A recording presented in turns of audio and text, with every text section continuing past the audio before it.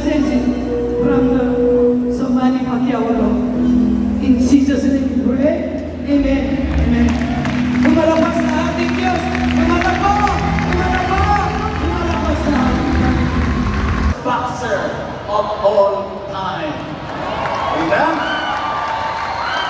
Sa kasaysayan po ng boxing sa buong mundo, simula ng inventory ng boxing, he is the only 8th division world champion in the history of boxing.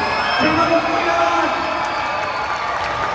And recently, dahil sobrang ng daming awards niya, he was awarded the Boxing Hall of Fame.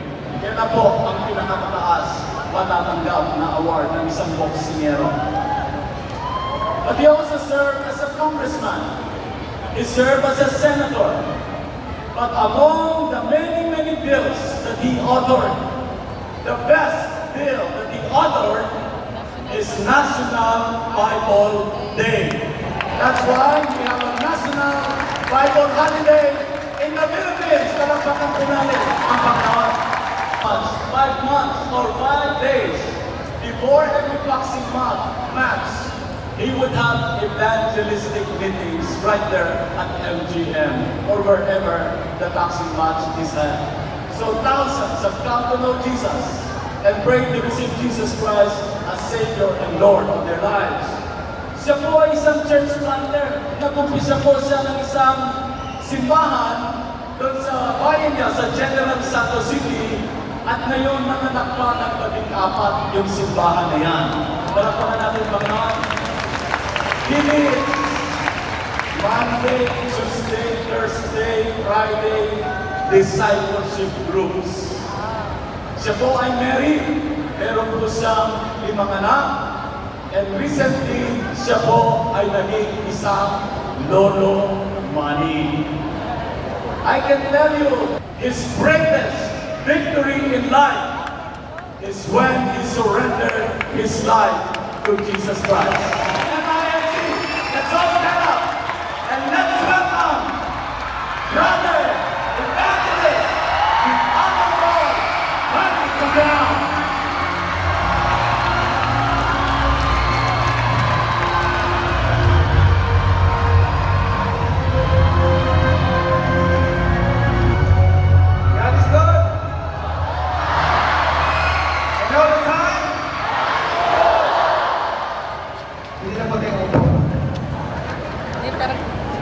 Alam nyo,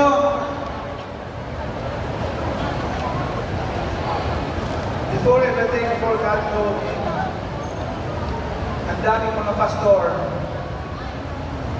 na nagsishare sa akin ng Word of God. There's so many pastors sharing to me a Word of God since 2005, 2004, 2005, 2006, 2007. But, of course, I thought I'm a godly person because I'm wearing, rosary and I'm carrying, I have something here in my pocket.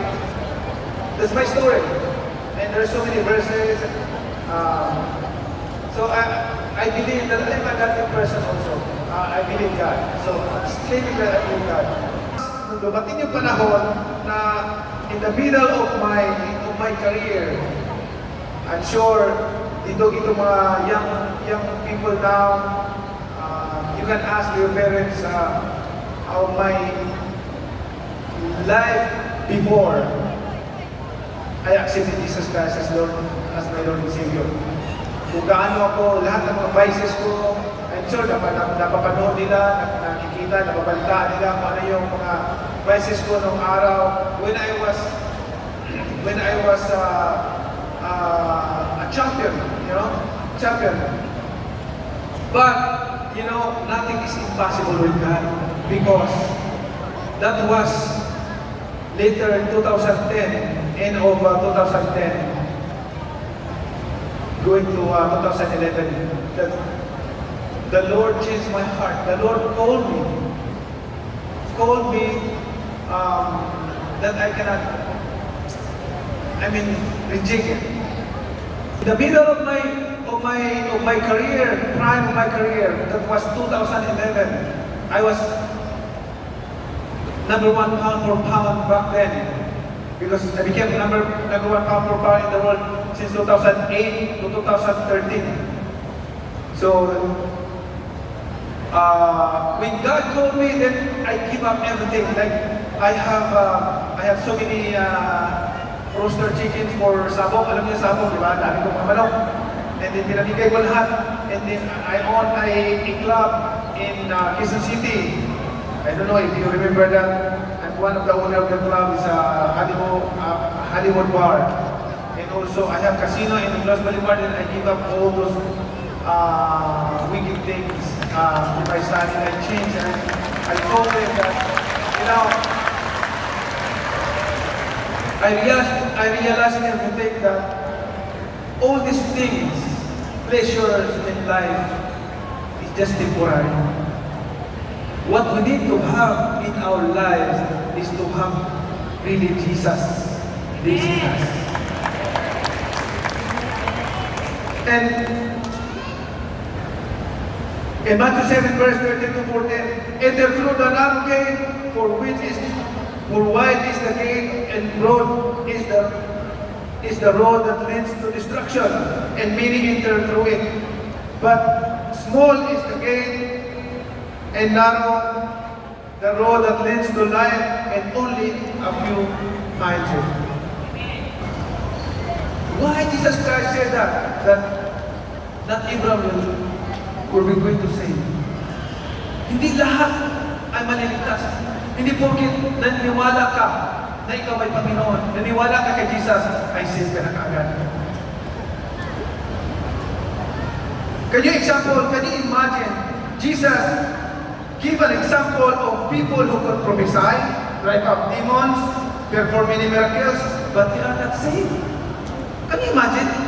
These people can prophesy, drive out demons, and perform many miracles, but they are not saved.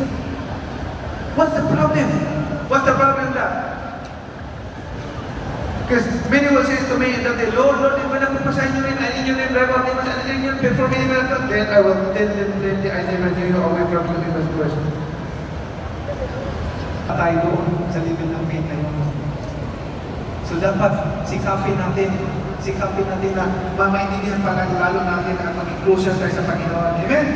Amen.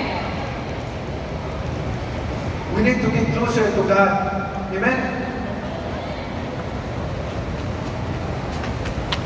Because it is impossible for you to prophesy, drive out demons, and perform many miracles if you don't have faith. The problem is that when it comes to temptations, trials, and hardships in life, they are not able to stand firm.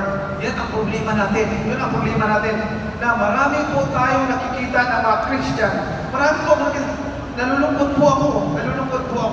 You know, nalulungkot po ako na marami po sa social media mga Christian po ba? Sila po ng para bang yung mga salita na hindi ka nais-nais being a Christian. Dapat hindi makikita, hindi maririnig sa atin as a Christian. Our light should be shine upon our brothers and sisters, light, not darkness. Amen. Jesus Christ told us, make your light shine upon your brothers and sisters, not darkness. So we, as a follower of Jesus, we should be an example. We should be an example. Amen. And a role model to all the people who don't believe God in the Lord Jesus Christ. Amen? That's the most important thing in life, brothers and sisters. That's why I always encourage everyone to put on the full armor of God so that when the day of evil comes, you'll be able to stand on your ground. Amen? Magkampante as a Christian, huwag tayo magmahala na okay na tayo magsimpa okay na tayo mag-attend ng service every Sunday and then go back to our homes and like that. No. We should read the Bible day and night. We should meditate His Word. We should memorize verses so that we can use in our day-to-day life. Amen. Para tayo mag-improve. The question